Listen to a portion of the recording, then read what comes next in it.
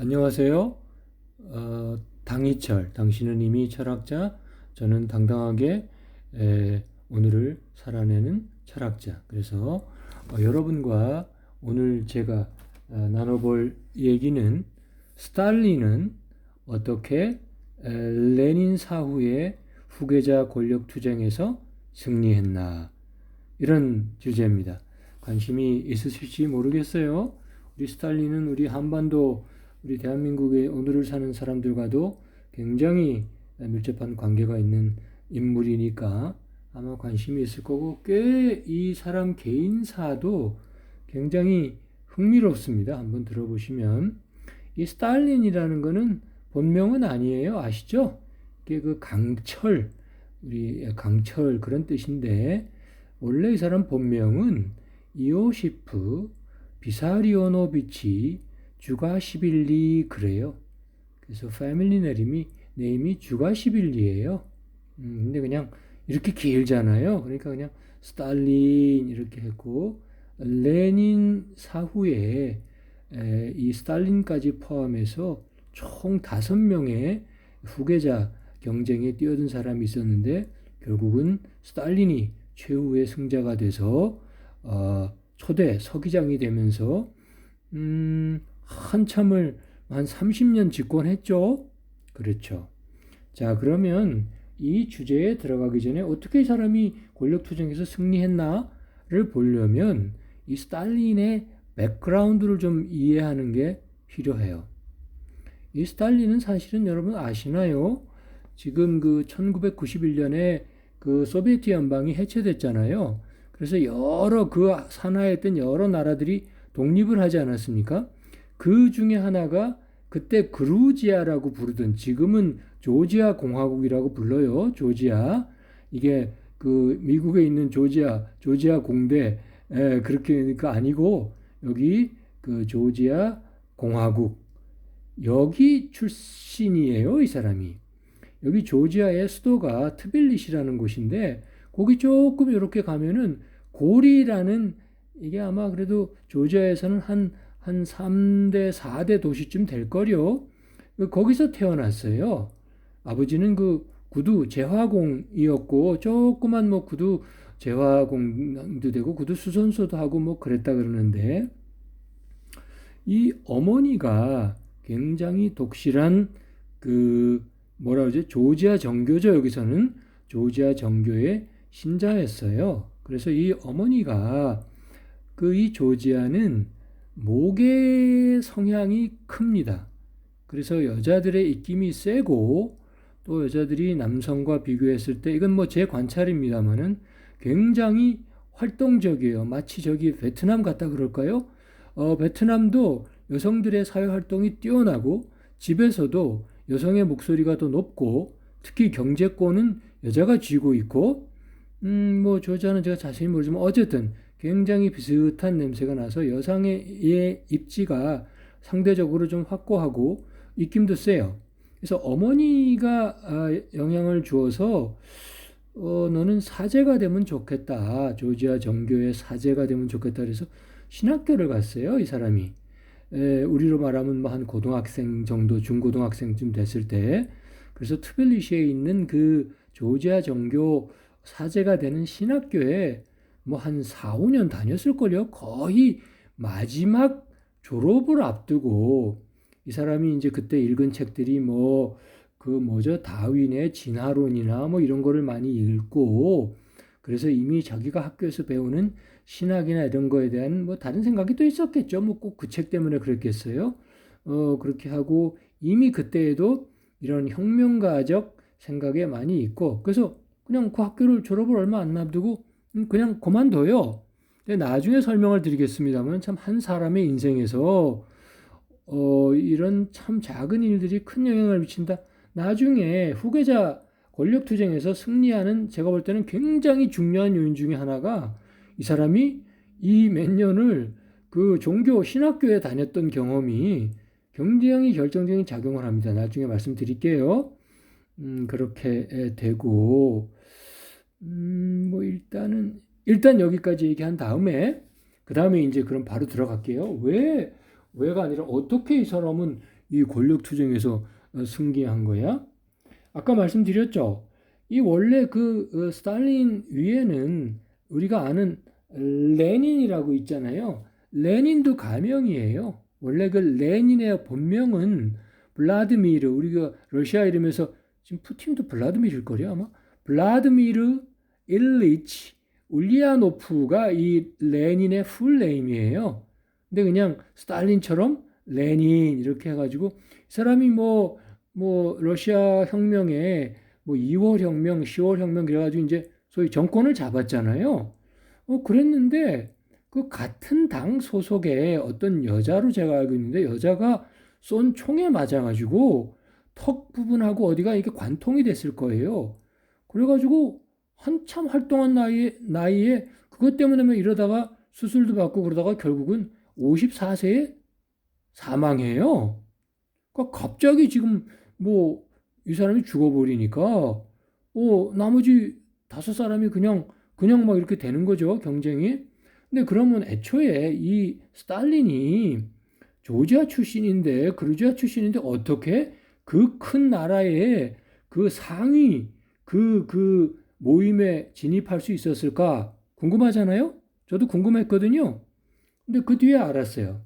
이 사람이 이제 신학교를 그만두고 29살 나이에 다른 애들과 이렇게 작당을 해가지고 그 조지아 트빌리시에 있는 은행 그 강도를 해요.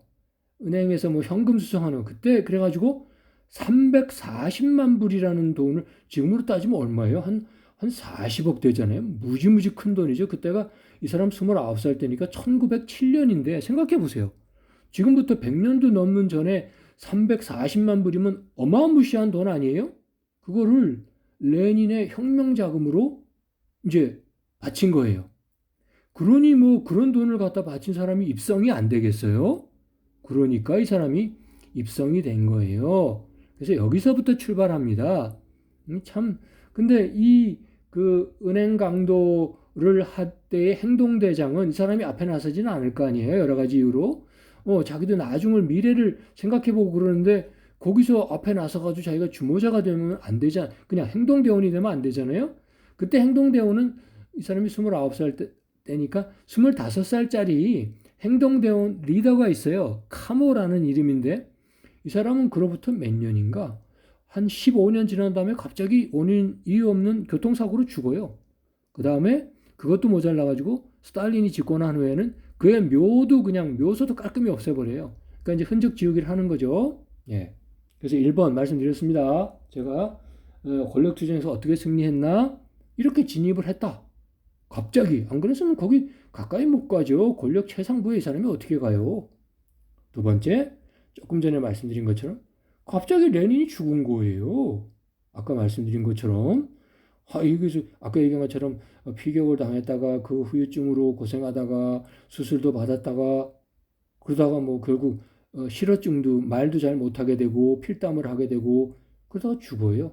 사실은 레닌이 죽기 2년 전에 이미 스탈린은 정권을 잡아요. 그러니까 거기 거의 살기는 살아 있었지만 레닌이 그 죽기 한 2년 전부터는 거의 활동을 못 하니까 이제 그렇고 참 재밌죠. 역사의 우연이라는 게 안 죽었으면 못 하죠. 왜 못 하는지 또 들어보세요. 좀 이따가 레닌은 자기가 활동할 때 옆에서 이렇게 자기를 보좌하던 자기 미치니까 스탈린을 굉장히 못마땅하게 생각했대요. 포악하고 성질이 아주 슬라이하고 그래서 비밀 문서를 남겼어요. 내가 죽고 나면 후계자 경쟁을 할 때 얘는 아예 당 간부 모임에서 축출해라.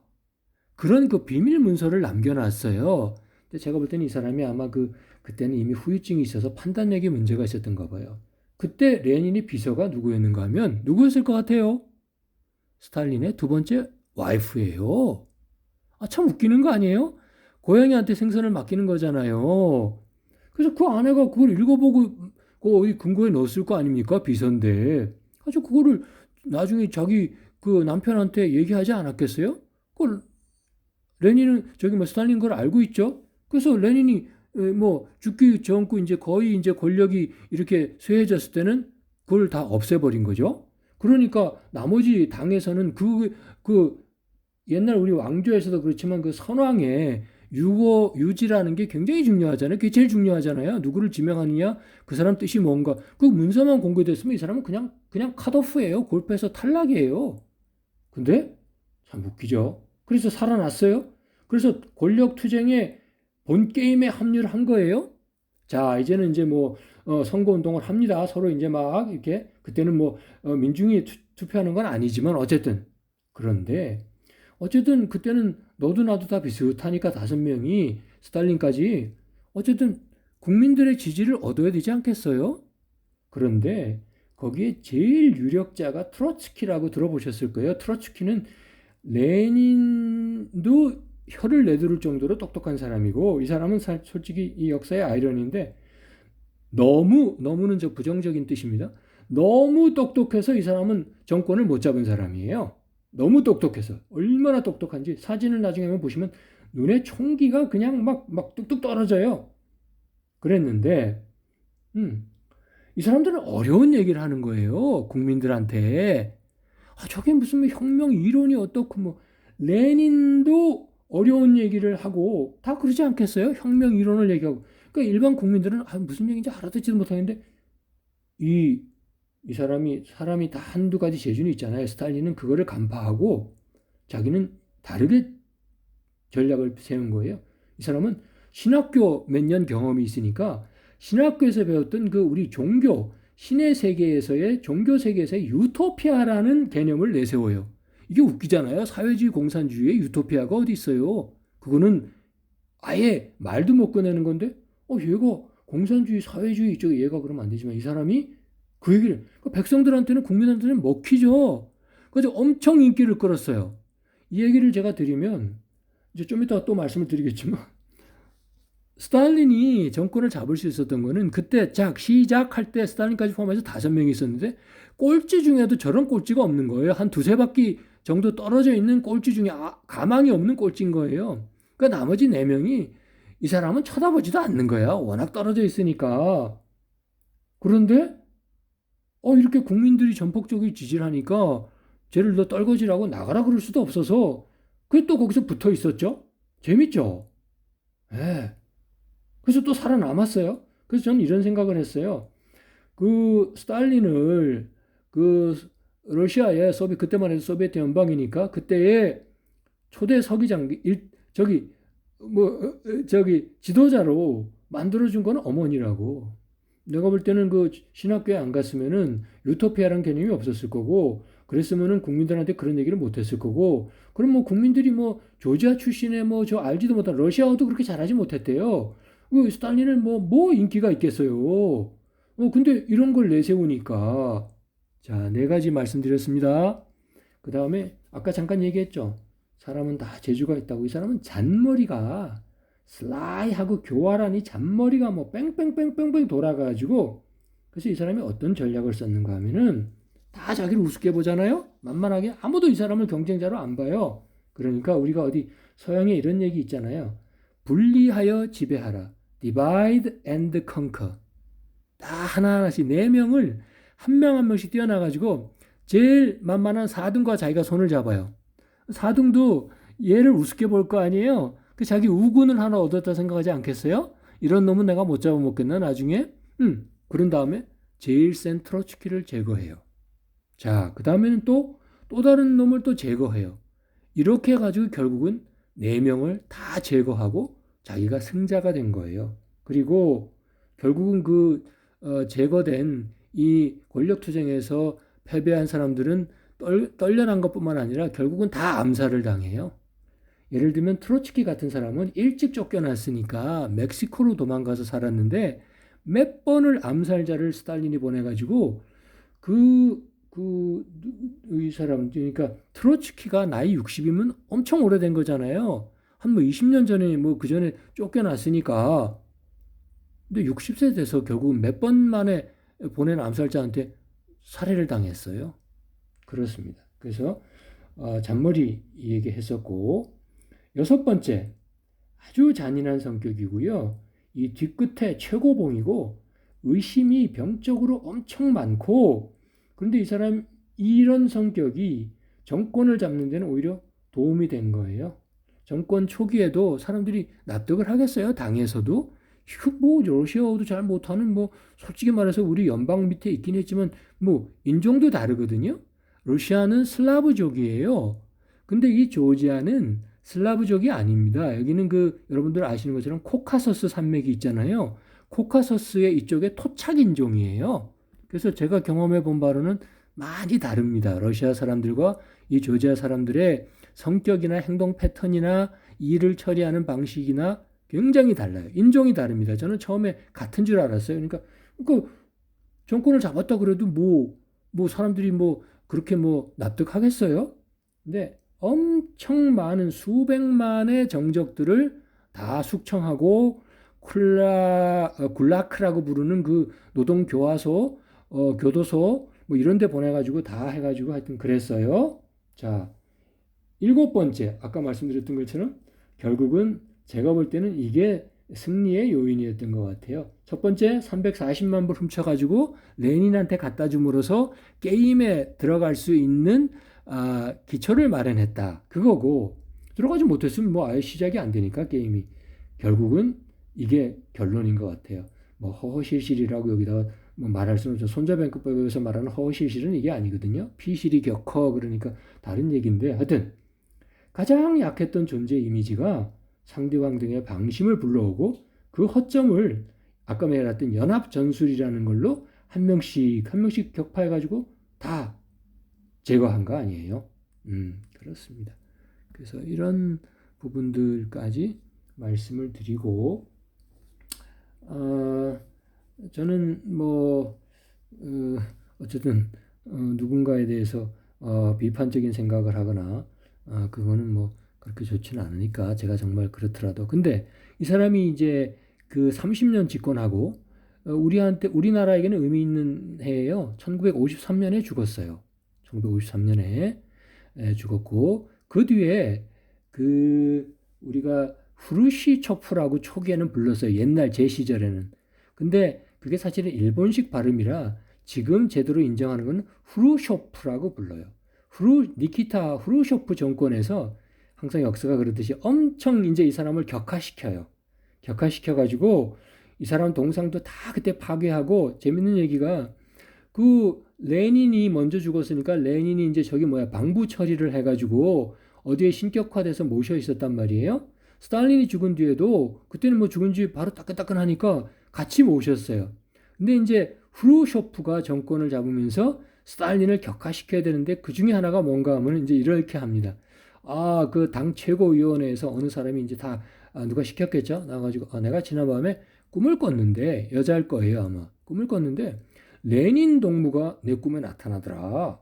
그러더니 슬픈 얼굴을 하면서 내가 그래도 이 나라의 건국의 그 1등 공신인데 어떻게 저런 스탈린 동무 같은 사람과 어떻게 같은 내 묘소에 이렇게 있냐. 나는 참 슬프다. 그런 얘기를 하다고 얘기를 해요. 재밌죠? 그래서 하여튼 뭐 바로 그 다음에 그 웃기잖아요. 각본이잖아요. 스탈린을 그 방부 처리한 거기서 쫓아내요. 끌어내요. 근데 얼마나 이 사람들이 무서운가 하면은 방부 처리하면 거기서 꺼내면은 냉동실에 넣었다가 꺼내면 몇 시간 만에 녹듯이 부패할 거 아니에요. 이거 좀 죄송한 얘기입니다만 하여튼 리얼하게. 근데 일부러 3일인가를 밖에 뒀다는 거 아니에요. 그러니까 굉장히 뭐라 그럴까 휴밀리에이션 시키는 거죠. 네. 하여튼 그렇게 됐고요. 이 스탈린은 첫 번 결혼을 했는데 아주 젊을 때 혁명 동지예요 여자가. 근데 워낙 못 먹고 그때 이래가지고 1년 만에 죽어요. 근데 거기서 큰 아들이 이제 있는데 야코프라는 아들인데 이제 이 2차 대전인가 해서 이제 독일하고 이제 러시아하고 이제 전경하잖아요. 근데 포로로 잡혔어요. 근데 당장 알 거 아니에요 독일에서. 그래서 포로 교환을 하자 그랬는데 스탈린이 포로로 잡히는 것 자체가 반역이라 그러면서 그 포로 교환을 반대했어요. 그 아들이 알지 않겠어요? 그래서 그 아들이 결국 독일의 포로 수용소에서 전기 철조망이 있잖아요. 거기다 자기 몸을 던져서 죽었어요. 36살입니다. 그다음에 이제 첫째 아내가 죽고 나서 두 번째 결혼을 해요. 그 두 번째 아내한테서도 아들이 하나 있고, 둘째 아들이죠. 그 다음에 딸이 하나 있는데, 그 둘째 아들은 이제 아버지가 집권할 때는 굉장히 덕을 많이 봤죠. 근데 아버지가 죽고 나니까 어떻게 되겠어요? 굉장히 핍박을 받고, 뭐, 강제 노동 수용소에도 끌려가고 그랬어요. 근데 원래부터 아버지 있을 때부터 이 둘째 아들은 좀 망난이고 놀기를 좋아했나 봐요. 그게 결국 알코올 중독으로 죽어요. 제가 이 말씀을 드리는 이유가 첫째 아들이 36살에 죽었고 둘째 아들이 41살에 죽었으니까 둘이 합하면 77세예요. 77년이에요. 근데 이 사람이 75세까지 살았다 그랬잖아요. 그래서 저는 굉장히 아주 안 좋게 생각해요. 두 자식 합한 것만큼이나 혼자 잘 산 거 아니에요? 그런 생각을 하고 끝으로 시간이 좀 지났지만 그냥 언제 또 제가 이런 주제를 또 다룰 이유는 없어요. 제 성격도 그렇고 또 여러분들도 식상하고 그래서 이렇게 한번 얘기를 다룰 때 시간이 좀 지나가도 욕심을 내서 이때 말씀드려야지 이제 이러는 겁니다. 그 이제 2차 대전이 끝나고 전후 협상을 할 거 아니에요? 그때 이제 승자 측으로 영국의 뭐 윈스턴 처칠이나 소련의 이 이제 스탈린이 나올 거 아니에요? 하루는 윈스턴 처칠이 스탈린한테 물었대요. 난 당신의 그 리더십 스타일이 궁금한데 어떻게 그 지도 체제를 가지고 어떻게 사람들을 그렇게 리드하세요? 그랬더니 이 사람이 그러더래요. 씩 웃으면서 공포는 사람을 겸손하게 만들거든요. 그랬잖아요. 무서운 얘기 아니에요? 두 번째, 이런 얘기도 했어요. 여기서 한 얘기가 아니라 다른 쪽에서. 낙엽을 하나 밟으면 바스락바스락 거린다는 거예요. 이게 스탈린 얘기예요. 근데 그 낙엽을 여러 개를 모아가지고 불을 확 붙이면 아주 잘 탄다. 이런 얘기도 했어요. 무서운 얘기죠? 예. 그렇습니다. 그래서 더 뭐 드리고 싶은 얘기는 많지만 여기까지만 드리고 하나만 더 드리면 사람이 얼마나 병적으로 의심이 많았는가 하면은 자기 밑에 뭐 원다운 투다운 이제 가까운 자기 부하들이 있을 거 아니에요. 그래서 자주 그 집무실에서 파티를 하는데 파티를 하면 큰 일부러 이제 그 밑에 그 부하들한테 큰 잔을 가져오라 그래가지고 보드카를 이제 다 그 사람들한테 간부들한테 따라줘요. 그리고 자기 그 큰 잔에는 살짝 몰래 아무도 몰래 화이트 와인을 따라 놓게 해요. 그 지는 화이트 와인 뭐 한 10% 11%밖에 안 되잖아요. 40%짜리 보드카를 먹여놓고는 이 사람들이 술 취해가지고 무슨 얘기를 하나 이놈들이 그러고 그걸 다 듣고 있는 거예요. 본인도 정신 말짱하게 듣고 있고 옆에 또 누가 기록하는 애가 있지 않겠어요? 조지아 출신의 그 오른팔이 하나 있어요. 베리아라고. 결국은 나중에 비참하게 죽지만 예. 그래가지고 그거 하나하나를 엄청 아까 내가 뒷구도왕이라 그랬잖아요. 하나도 안 빼먹고 다 나중에 그걸 안가품을 한대요. 자, 오늘은 제가 여러분과 함께 스탈린은 어떻게 레닌 사후에 후계자 권력투쟁에서 승리했나를 여러분에게 말씀드렸습니다. 오늘도 제 이 영상 봐주시고 또 제 얘기 들어주신 여러분 고맙습니다. 다음번에도 더 흥미롭고 또 여러분에게 조금이라도 유익할 수 있는 그런 주제를 가지고 여러분과 얘기를 나누도록 하겠습니다. 고맙습니다.